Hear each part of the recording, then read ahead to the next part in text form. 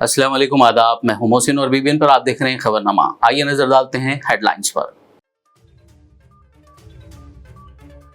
मजलिस Ittehadul Muslimeen party ने मनाई 67वीं यौम तासीस। दारुसलाम में सदर असदुद्दीन ओवैसी ने दीगर कायदीन व कारकुनान के हमरा पार्टी पर चमकुशाई अंजाम दी।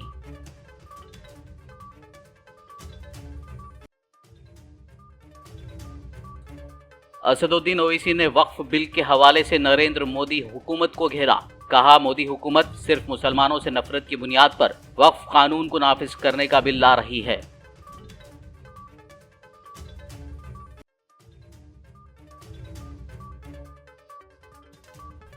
सदर मजलिस बैरिस्टर असदुद्दीन ओवैसी ने रमजानुल मुबारक की दी मुबारकबाद। 5 सालों से जेलों में बंद मुसलमानों और दलितों की रिहाई के लिए दुआ करने की अपील।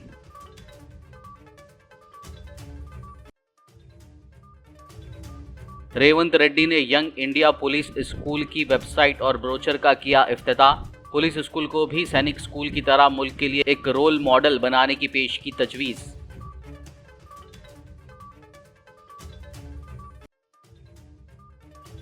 तेलंगाना सिर्फ खर्च, जराइम की शरह और खुदकशियों में ही राइजिंग कर रहा है। केटीआर ने कांग्रेस हुकूमत पर की तनकीद। कहा, रेवंत रेड्डी के इख्तिदार में आने के बाद से अब तक 450 किसानों ने की खुदकशी।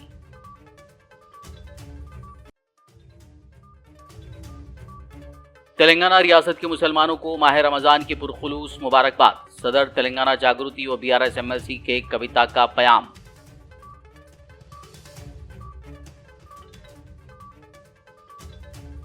और अब खबरों की तफसील। मजलिस इत्तेहादुल मुस्लिमीन पार्टी ने आज अपना 67वां यौम तासीस बड़े ही जोश और जज्बे के साथ मनाया। इस मौके पर पार्टी सदर असदुद्दीन ओवैसी ने Majlis party general secretary Syed Ahmed Pasha Khadri और दीगर कायदीन व कारकुनान के हमरा दारुसलाम में मजलिस पार्टी पर चमकुशाई अंजाम दी।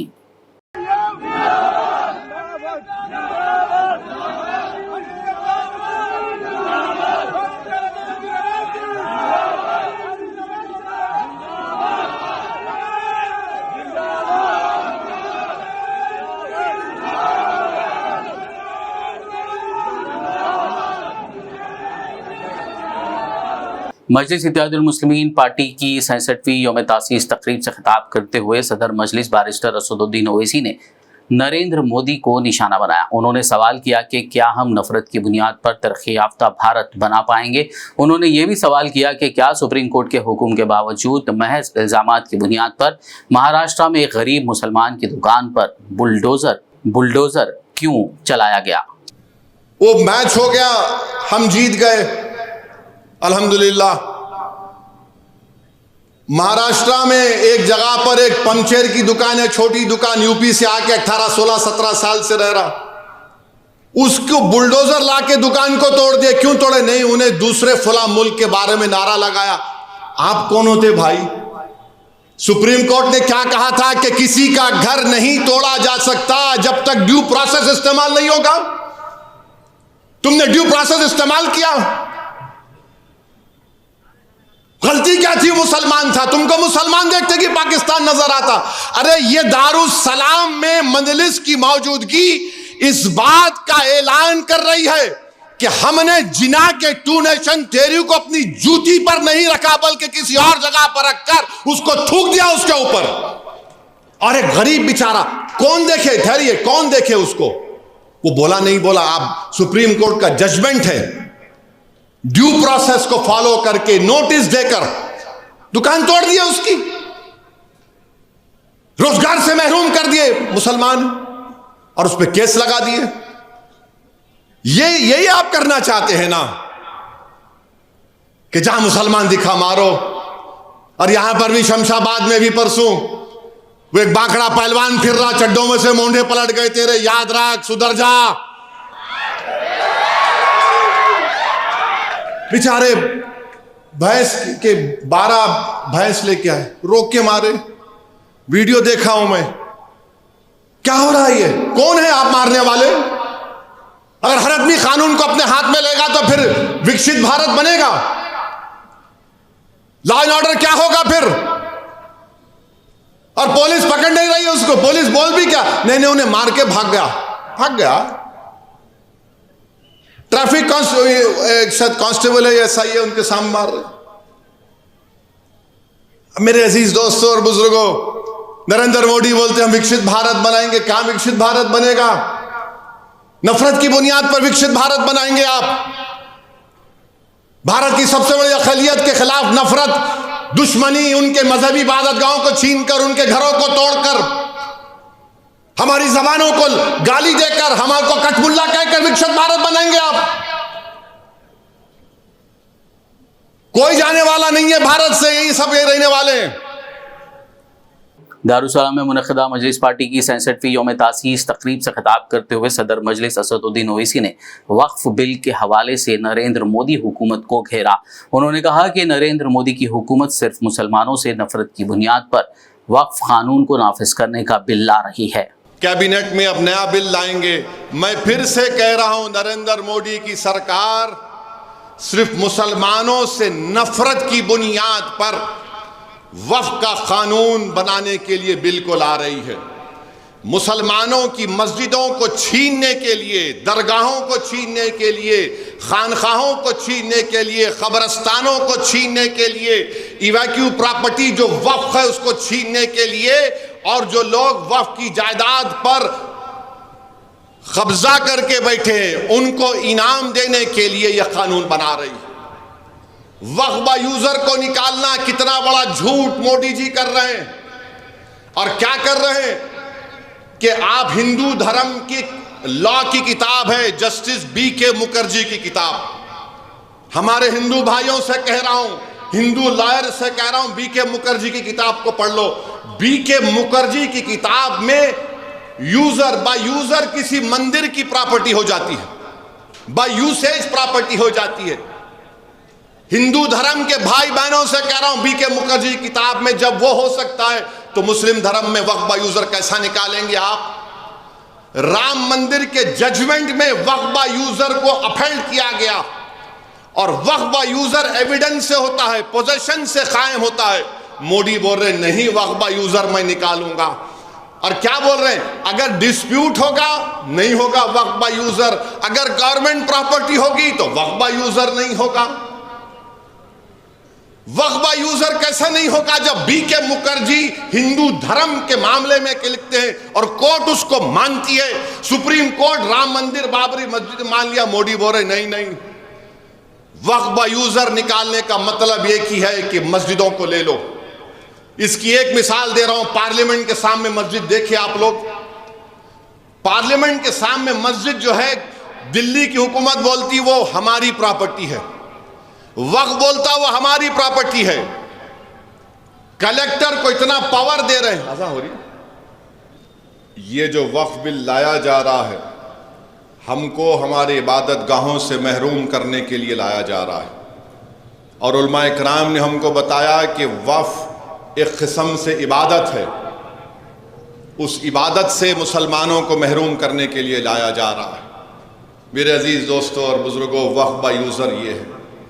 और दूसरा, कलेक्टर को इतना पावर दे देंगे, कलेक्टर ये डिसाइड करेगा, फैसला करेगा कि वक्फ प्रॉपर्टी या नहीं। उत्तर प्रदेश के वज़ीर आला योगी आदित्यनाथ की जानिब से मुसलमानों को कटमुल्ला कहने और उर्दू के लिए नफरत का इजहार करने पर मजलिस पार्टी सदर असदुद्दीन ओवैसी ने कहा कि जाहिर है योगी को उर्दू नहीं आती है, तो फिर वो साइंटिस्ट क्यों नहीं बने। दूसरी बात, मेरे अजीज दोस्तों और बुजुर्गों, अभी आज से थोड़े दिन पहले उत्तर प्रदेश के चीफ मिनिस्टर ने उत्तर प्रदेश की असेंबली में ये कहा कि उर्दू पढ़ना कटमुल्लाओं की तरह मौलाना बनाना की बात है, साइंटिस्ट नहीं बनते। अब जाहिर है उत्तर प्रदेश के मुख्यमंत्री को तो उर्दू नहीं आती, मगर वो साइंटिस्ट क्यों नहीं बने, उसका जवाब वही दे सकते हैं। उत्तर प्रदेश के मुख्यमंत्री ने कहा कि उर्दू पढ़ने से कटमुल्ले बनते हैं।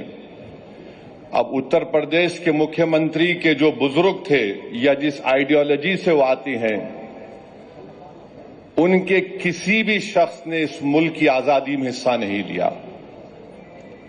ये गोरखपुर से आती हैं और उसी गोरखपुर से रघुपति साहेब फराग भी आते हैं।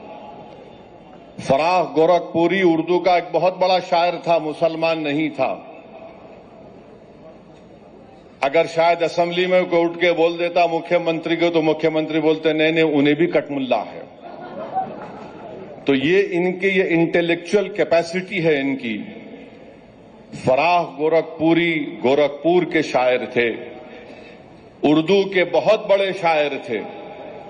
अब मेरे अजीज दोस्तों और बुजुर्गों, जिसके जहन और दिल पर गहन लग चुका है, तो दुनिया की कोई रोशनी उसके सर पे नहीं पहुंच सकती। फराह गोरखपुरी का शेर क्या है सुनिए, ये बीजेपी आरएसएस वालों को बता रहा हूं, जो उर्दू बोलने वालों को कटमुल्ला कहते हैं।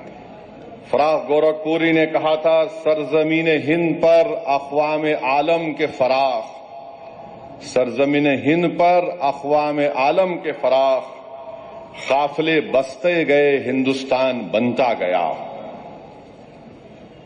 सरजमीन हिंद पर अक़वाम आलम यानी नेशंस आए इस देश में, बसते गए हिंदुस्तान बना। अब ये जो आर्ग्यूमेंट इनका आरएसएस का है कि नहीं ये बाहर से आए, तुम भी बाहर से आए। जितने आर्यंस है बाहर से आए, अगर ओरिजिनल है तो द्रविडियन और ट्राइबल लोग हैं।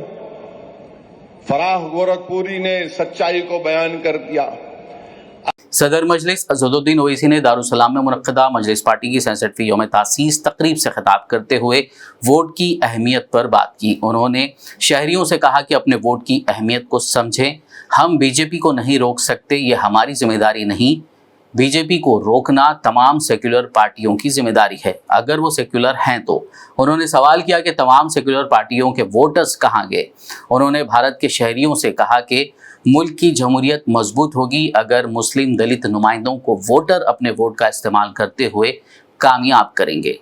कि अपने वोट की अहमियत को समझिए। बीजेपी को हम नहीं रोक सकते, हमारी जिम्मेदारी नहीं है। बीजेपी को रोकना ये तमाम सेकुलर पार्टीज की जिम्मेदारी, अगर वो सेकुलर हैं तो। उनका वोटर कहां गया बताओ फिर? Where has the voter gone? किधर चला गया? और हम हैं नहीं नहीं नहीं, दादा थे, अब्बा थे, इनके घर को चले जाओ आप, में खामोश बैठ कर देखे फोटो देखे ओवैसी भाई ये है नजी है, मिला भाई आप जिंदा हैं, फोटोओं को मत दिखाओ, जिंदगी का सबूत दो। नाराज हुआ थे अगर साहब बोल रहे, मतलब बिल्कुल सही बोल रहा हूं आपसे। भारत की जमहूरियत मजबूत होगी अगर आप अपने मुस्लिम दलित नुमाइंदों को कामयाब करेंगे, वरना हम सिर्फ वोटर बन के रह जाएंगे, सिटीजन विद राइट्स नहीं रहेंगे। याद रखो मेरी इस बात को। आपको सिटीजन विद राइट्स बनना है। ये मेडिकल कॉलेज, इंजीनियरिंग कॉलेज आपको मिलता था क्या? सोचो आप, हम 5,000 डॉक्टर बना 40 साल में बोल रहे, देते थे आपको? क्यों दिया आपको? क्योंकि आपके पास सियासी ताकत थी, आपके नुमाइंदे थे, आपने अपनी बात को मनवाया, पॉलिटिकल बार्गेनिंग की।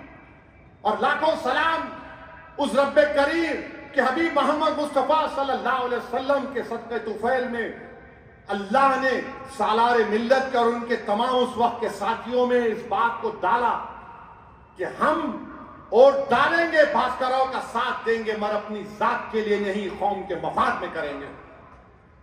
अगर 84 में सालार वो फैसला नहीं लेते इदारा साजी का, तो क्या रहता हमारे पास? बताओ आप, क्या रहता हमारे पास? एक फैसला सालार ने लिया 40 साल पहले मजलिस ने, आज नस्लों को फायदा हो रहा है। वो काम मजलिस ने किया।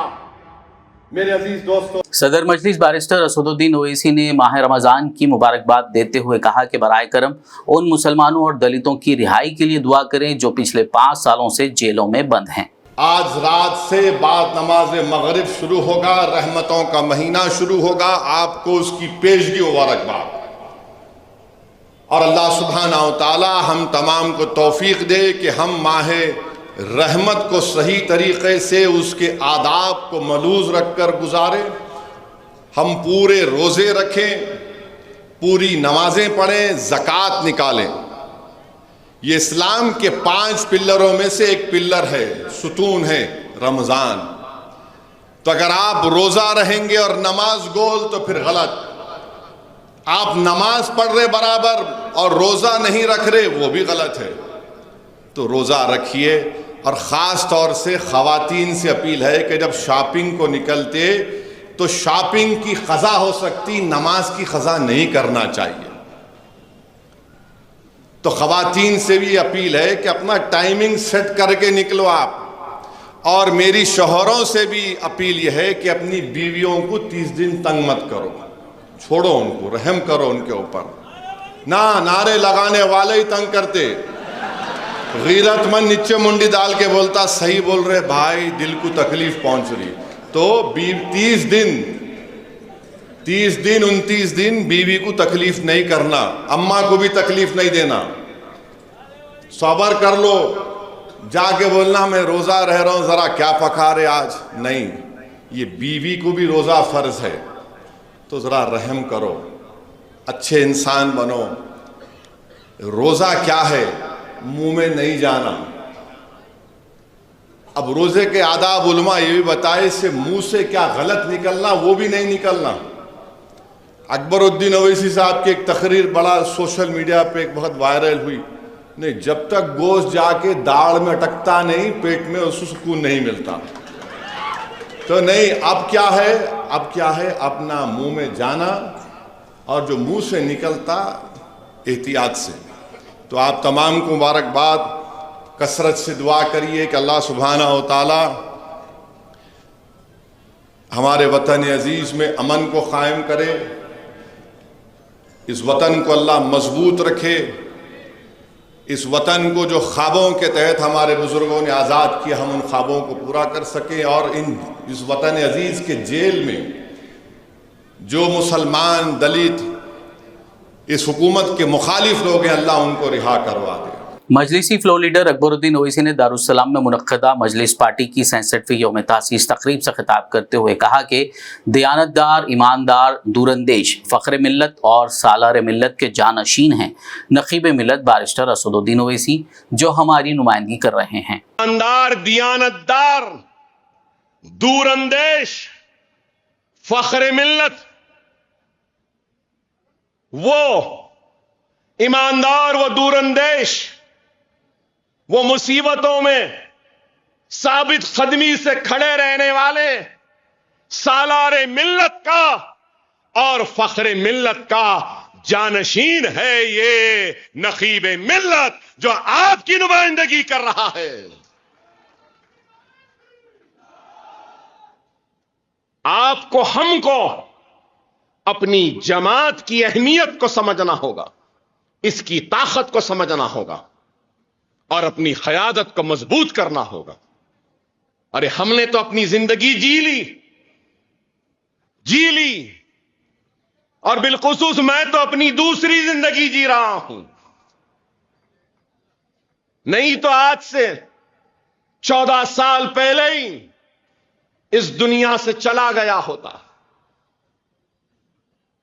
अरे वो दुआएं थी आपकी, वो मन्नतें थी आपकी, वो काबे का तवाफ था आपका, वो सब्ज गुम्मद वाले के पास मेरी सांसों और मेरी हयात के मारूजे थे। मेरी मां की दुआएं थी, मेरे भाई की दुआएं थी, आप सबकी दुआएं थी कि जिंदा हूं, आपसे मुखातिब हूं।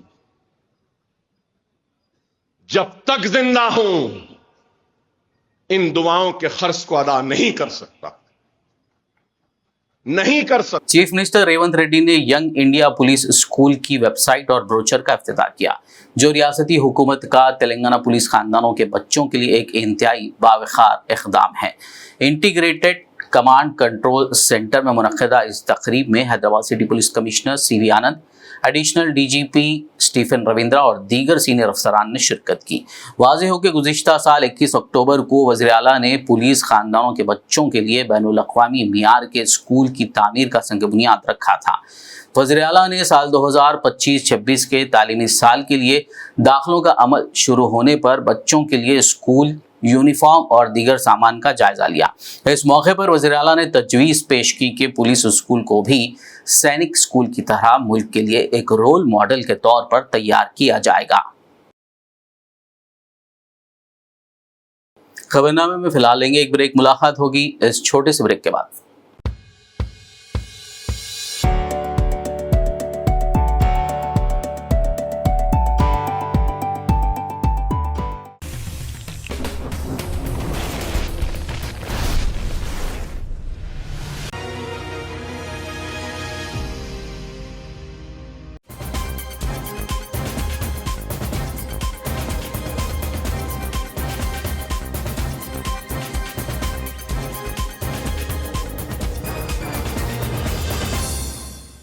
ब्रेक के बाद खबरनामे में आपका दोबारा खैर मक़दम है। आइए बढ़ते हैं मज़ीद खबरों की जानिब। बीआरएस वर्किंग प्रेसिडेंट केटीआर की मौजूदगी में रंगारेड्डी ज़िले के कई कांग्रेस कायदीन ने आज हफ्ते को तेलंगाना भवन में बीआरएस पार्टी में शमूलियत इख्तियार की।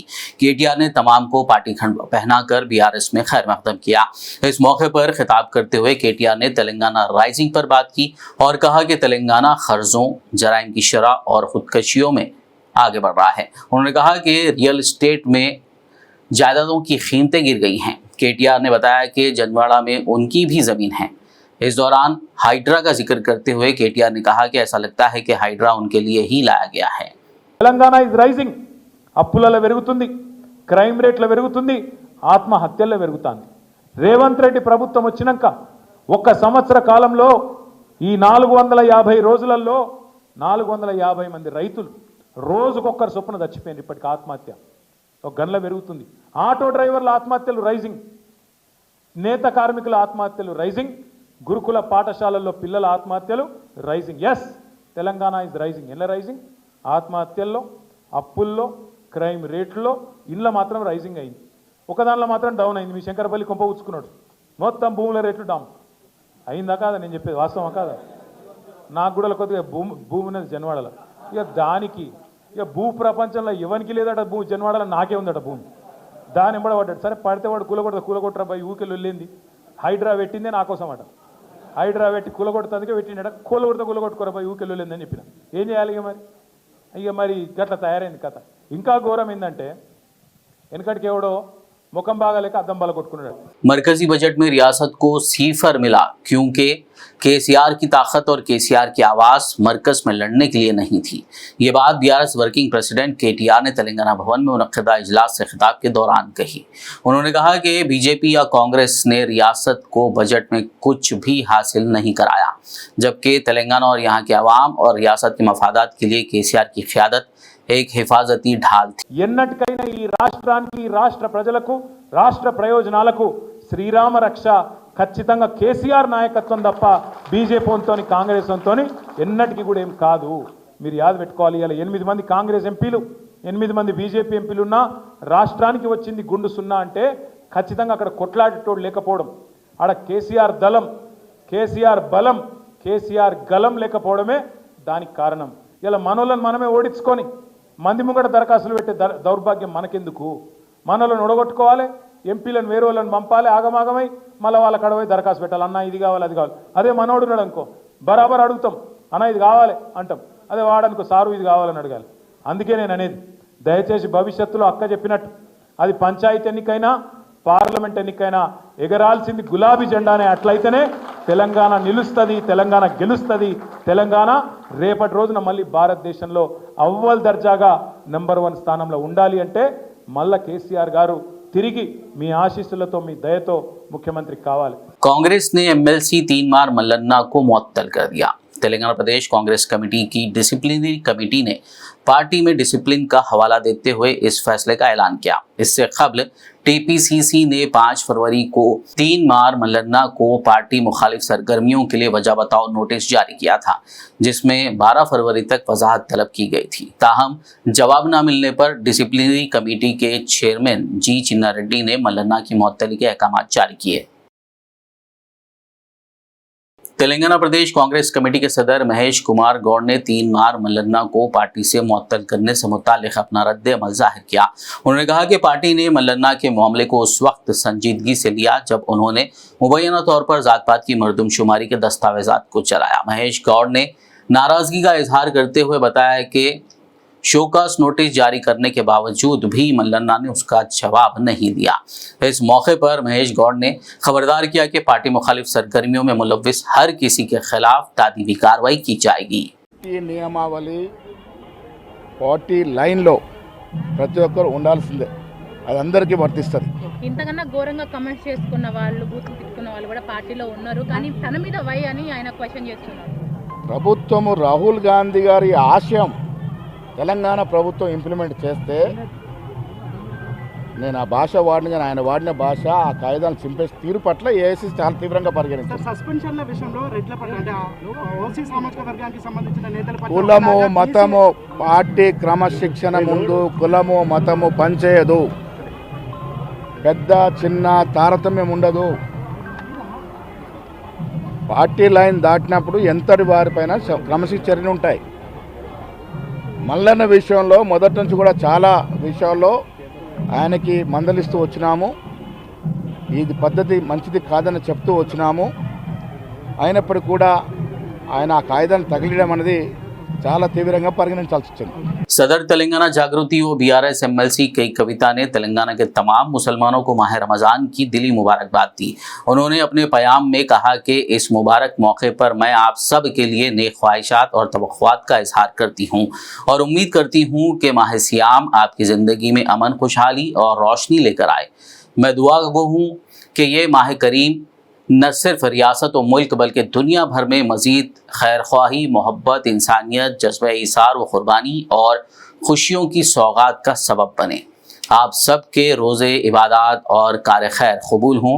एक बार फिर आप सबको दिल की अमीर गहराइयों से रमज़ान की ढेर सारी मुबारकबाद। ज़िला मुस्तक़र वरंगल के ममनूर एयरपोर्ट के लिए मरकज़ी हुकूमत से मंजूरी पर ज़िले के MPs, MLAs और कांग्रेस कायदीन ने आज हफ्ते को चीफ मिनिस्टर रेवंत रेड्डी से उनकी रिहाइशगाह वाक़ जुबली हिल्स पर मुलाकात की और उनका शुक्रिया अदा करते हुए मुबारकबाद दी। इस मौके पर हुकूमत के मुशीर वेम नरेंद्र रेड्डी, MPs कड़ियम काव्या, बलराम नायक, MLA कड़ियम श्रीहरी, नायनी राजेंद्र रेड्डी, राउरी प्रकाश रेड्डी, KR नागराजू, DCC सदर भरत चंद्र रेड्डी और दीगर मौजूद थे। कुल हिंद मजलिस इत्तेहादुल मुस्लिमीन की 67वीं यौम तासीस के मौके पर ज़हीराबाद मजलिस सदर मोहम्मद अत्तर अहमद की क़यादत में ज़हीराबाद के IB गेस्ट हाउस के सामने पार्टी परचम कुशाई अंजाम दी गई। इस मौके पर रुकन शुरा मोहिउद्दीन गौरी, साबिक़ नायब सदर नशीन बल्दिया अजमत पाशा, मोतमद शेख रफ़ी, शरीक मोतमदीन आमिर बिन अब्दुल्ला, शेख इलियास और मुख्तलिफ वार्डों के सुदूर के अलावा सरगर्म कारकुनान मौजूद थे। आज मजलिस इत्तेहादुल मुस्लिमीन के 66वें यौम तासीस के मौके पर मजलिस इत्तेहादुल मुस्लिमीन आर्मूर यूनिट की जानिब से परचम कुशाई तकरीब अंजाम दी गई। अल्हम्दुलिल्लाह खुशियाँ मनाई गई और खुशी का इजहार किया गया। सबसे पहले तो मैं सदर मजलिस बैरिस्टर असदुद्दीन ओवैसी साहब और कायदे मुखन्ना अकबरुद्दीन ओवैसी साहब को मुबारकबाद पेश करता हूँ और मुहिब्बान मजलिस इत्तेहादुल मुस्लिमीन को मुबारकबाद पेश करता हूँ, क्योंकि आज हिंदुस्तान के अंदर 66 साल गुजर चुके हैं मजलिस इत्तेहादुल मुस्लिमीन का अहिया होकर। आज आप देखते हैं हिंदुस्तान की आज़ादी के बाद कई जमातें आई, सिर्फ मुसलमानों का इस्तेहसाल किया गया, दलितों का इस्तेहसाल किया गया, लेकिन मजलिस इत्तेहादुल मुस्लिमीन 66 सालों से मुसलमानों की, दलितों के अंदर भी आरमूर के अतराफ व अकनाफ में कई मुजालिम ढाए गए, मदरसों पर हमले हुए, लेकिन कोई सियासी जमात का मुस्लिम लीडर कोई सामने नहीं आया, कोई नहीं बोला, बोले तो सिर्फ मजलिस इत्तेहादुल मुस्लिमीन बोली। और अल्हम्दुलिल्लाह मजलिस वो जमात है जो किसी के बाप से नहीं डरती। हुकूमत की आंखों में आंखें डालकर बात करने वालों का नाम मजलिस इत्तेहादुल मुस्लिमीन है। इंशाअल्लाह ताला मजलिस काम कर रही है। आने वाले बल्दिया इंतखाबात में यहाँ पर कई साजिशें की जा रही हैं, लेकिन मुखालिफिन मजलिस वो अपोजिशन को हम ये बताना चाहते हैं कि मजलिस का रास्ता इंशाअल्लाह ताला आरमूर में कोई नहीं रोक सकता। अरे एक से ज्यादा नशिस्तों पर मजलिस इत्तेहाद आरमूर में मजलिस पार्टी की 67वीं यौम तासीस बड़े ही जोश और खरोश के साथ मनाई गई। इस मौके पर पिरकीट चौराहे पर आरमूर मजलिस सदर मोहम्मद ज़हीर अली के हाथों परचम कुशाई अंजाम दी गई। मजलिसी कायदीन ने मुबारकबाद देते हुए एक दूसरे को शीरनी तकसीम की। इस मौके पर सेक्रेटरी खालिक, जॉइंट सेक्रेटरी जावेद, निज़ाम, यूथ प्रेसिडेंट समीर बलाला के अलावा दीगर मौजूद थे। औज़ु बिल्लाहि मिनश शैतानिर रजीम, बिस्मिल्लाहिर रहमानिर रहीम। आज हल्का असम्बली ज़हराबाद में कुल हिंद मजलिस इत्तेहादुल मुस्लिमीन की 67वीं यौम तासीस का परचम कुशाई अंजाम दी गई और मजलिस इत्तेहादुल मुस्लिमीन का ये जो 67वें यौम तासीस है वो जोश व खरोश के साथ ज़हराबाद में मनाया गया। आज हम जब पूरे भारत देश के अंदर देखते हैं तो पूरे मुसलमानों की नज़र, दलितों की नज़र और पिछड़े तबक़ात की नज़र जो है वो मजलिस इत्तेहादुल मुस्लिमीन की तरफ जाती है, क्योंकि मजलिस इत्तेहादुल मुस्लिमीन के जो 67 साल तकमील हुए हैं वो कई कुर्बानियों के बाद यहाँ तक मजलिस इत्तेहादुल मुस्लिमीन पहुँची है। जब भारत के अंदर जब भारत की आज़ादी हुई तो आज़ादी के बाद पुलिस एक्शन के नाम पर मुसलमानों की इमलाक को लूट ली गई थी, असमतें लूटी गई थीं और कई मुसलमानों का क़त्लेआम किया गया था। ऐसे पुराशुभ दौर में मजलिस इत्तेहादुल मुस्लिमीन का अहिया 1957 में हमारे मरहूम सदर फ़ख्र मिल्लत अब्दुल वाहिद ओवैसी अलैहिर्रहमा ने इसकी बुनियाद रखी और उसके बाद सालार मिल्लत सुल्तान सलाहुद्दीन अलैहिर्रहमा फ़ख्र मिल्लत अब्दुल वाहिद ओवैसी अलैहिर्रहमा के इंतकाल के बाद जब क़यादत संभाली, मजलिस इत्तेहादुल मुस्लिमीन की सदारत जब संभाली तो उन्होंने एक प्लानिंग करते हुए दूर अंदेशी के ज़रिए सबसे पहले बल्दी इंतखाबात लड़ा। वो 2 मरतबा रुकने बल्दिया। आदिलाबाद में रमज़ानुल मुबारक के इंतजाम से मुतालिक साबिक municipal vice chairman Zaheer Ramzani ने ज़िला कलेक्टर राजऋषि शाह से मुलाकात करते हुए मुख्तलिफ बुनियादी मसाइल की यकसुई के लिए नुमाइंदगी की। इस सिलसिले में उन्होंने एक तहरीरी याददाश्त भी हवाले की। कलेक्टर साहब से मुलाकात करके एक मेमोरेंडम दिया गया जिसमें रमज़ानुल मुबारक जो आज से चालू हो रहा है उस ताल्लुक़ से पानी, लाइट और सैनिटेशन, ये तमाम जो चीज़ें हैं, जो बुनियादी सहूलतें हैं, वो काम के लिए आज कलेक्टर साहब को एक मेमोरेंडम देने के बाद कलेक्टर साहब ने कमिश्नर साहब को बुलाकर वो लेटर पर इंडोर्समेंट करके बोले कि हर वाटर सप्लाई का एक प्रोसीडिंग, सैनिटेशन का एक प्रोसीडिंग और वाटर सप्लाई का प्लस स्ट्रीट लाइट्स का, ये जितनी भी जो ज़रूरत की चीज़ें हैं म्यूनसिपालिटी की तरफ से वो पूरे प्रोसीडिंग्स देना और ये प्रोसीडिंग हर एरिया की मस्जिद के जो प्रेसिडेंट और जो कमेटी रहती है वो कमेटी से अप्रोच होकर जो भी प्रोसीडिंग में जो ऑफिसर को इन्होंने अटैच कर रहे हैं वो ऑफिसर का नंबर, ये तमाम चीज़ें ऐड करके अभी कोई भी चीज़ का कंप्लेंट नहीं आया सर का देखने के लिए कमिश्नर साहब को सख्त हिदायत दिए कलेक्टर साहब। हम कांग्रेस पार्टी की तरफ से कलेक्टर साहब का और ये इनकी पूरी टीम का शुक्रिया अदा करते हैं कि ये रमज़ान मुबारक के ताल्लुक़ से जो काम आज कलेक्टर साहब ने आर्डर्स दिए हैं उसको सभी हमारे आदिलाबाद के मस्जिद के कमेटी और जितने भी लोग हैं, कहीं भी अगर कोई प्रॉब्लम अगर आता है तो आप ये लोगों को कांटेक्ट कीजिए, ये लोगों के नंबर पे कॉल कीजिए, नाली साफ़ करने का हो या पानी का हो या फिर लाइट का हो, आपको ये सहूलत इन्हों फ्राहम करेंगे। और तमाम आदिलाबाद के तमाम हमारे बच्चों से भी गुजारिश है कि गवर्नमेंट की तरफ से जो रात भर जो दुकानें चालू करने के रखने के लिए जो ऑर्डर दिए गए हैं उसका गलत फ़ायदा मत उठाइए। गाड़ियाँ लेकर जो है सो आप रोडों पर मत घूमिए, क्योंकि ये एक रमज़ान अमन का पैगाम है। इससे हमारे हमारे रमज़ान में हमारे कामों की तरफ से किसी दूसरे भाइयों को तकलीफ़ ना हो, इसीलिए सभी भाइयों से गुजारिश है कि रमज़ान मुबारक में आप इबादत के ऊपर ज़्यादा अगर काम करेंगे तो इंशाअल्लाह बहुत से नेमतें हमको हासिल होंगी। इसलिए आज कलेक्टर साहब ने बहुत अच्छा ऑर्डर दिया, मैं कलेक्टर साहब का भी शुक्रिया अदा करता हूँ। तहरीक बराए मुस्लिम इत्तेहाद व तरक्की वरंगल के तहत ये बात वाज़ेह की गई है कि मुसलमानों में अदम इत्तेहाद का तस्वुर गलत है। हम एक कौम हैं जो कलमा तैयबा की बुनियाद पर जुड़ी हुई हैं। हमें अपने हुकूक़ को मुनज़्ज़म अंदाज में हुक्मरानों तक पहुँचाने के लिए काबिल बनना होगा ताकि कौम की तरक्की और फलाह बहबूद यकीनी बनाया जा सके। इस मौके पर मोहम्मद अब्दुल सुबहान ने मीडिया से बात करते हुए तहरीक के मकासद बयान किए।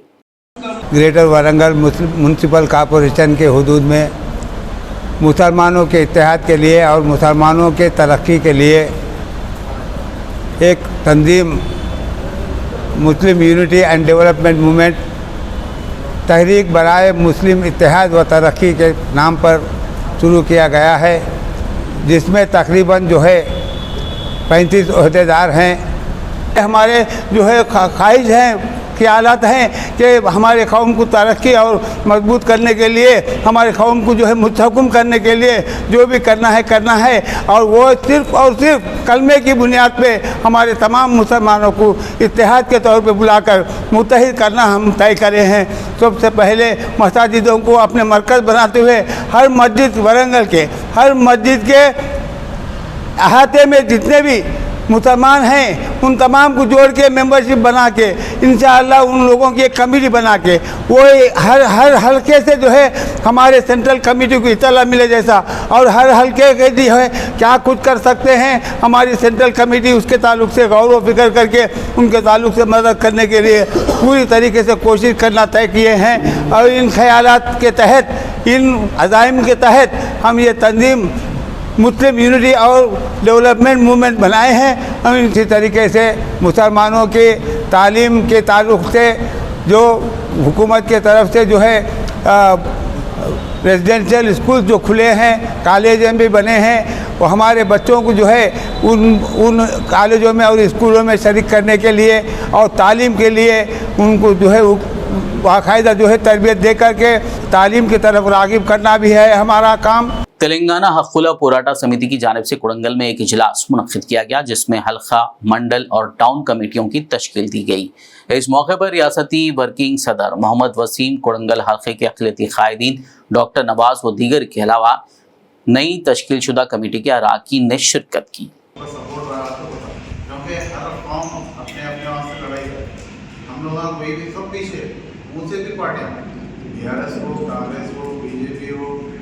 पार्टी हम लोगों को यूज है जैसा करिया बात दाल में निकाल के वैसा इस्तेमाल कर रहे हो। हम भी पार्टी में है, लेकिन हमारा भी वही है, थोड़े कामों के जहाँ हमारी मदद होना है मदद देते हैं, उसके फालतू रख देते हैं। तो उसके से हमारे क्या है एक यूनिटी रहे तो हम लोग भी कर सकते हैं। तो उसके लिए वहाँ पे आगे बढ़े हैं, उनको हम लोगों की तरफ से जो भी अपने तरफ से जो भी ये होता थोड़ा मदद करो और टाइम निकालो। इसके लिए भी हमें टाइम निकालना है, वक्त निकाले तो अपने कौम, खासतौर पर अपने कौम में, खासतौर पर अपने कौम में यूथ बच्चों के लिए, यंग बच्चों के लिए और बच्चों के लिए। आखिर में एक नज़र हेडलाइंस पर। मजलिस इत्तेहादुल मुस्लिमीन पार्टी ने मनाई 67वीं यौम तासीस। दारुसलाम में सदर असदुद्दीन ओवैसी ने दीगर कायदीन व कारकुनान के हमरा पार्टी परचम कुशाई अंजाम दी।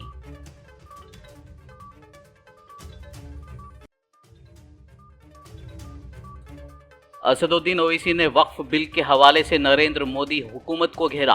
कहा, मोदी हुकूमत सिर्फ मुसलमानों से नफरत की बुनियाद पर वक्फ कानून को नाफिज करने का बिल ला रही है।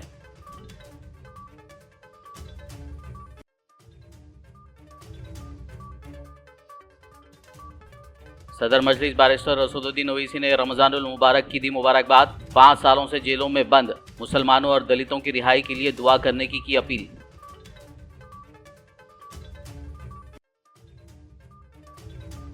रेवंत रेड्डी ने यंग इंडिया पुलिस स्कूल की वेबसाइट और ब्रोचर का किया इफ्तिताह। पुलिस स्कूल को भी सैनिक स्कूल की तरह मुल्क के लिए एक रोल मॉडल बनाने की पेश की तजवीज़।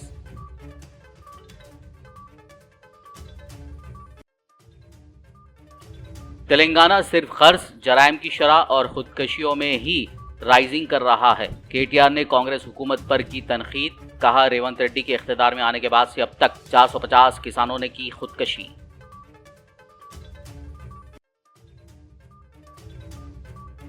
तेलंगाना रियासत के मुसलमानों को माह रमजान की पुरखुलूस मुबारकबाद। सदर तेलंगाना जागृति व BRS MLC के कविता का प्याम।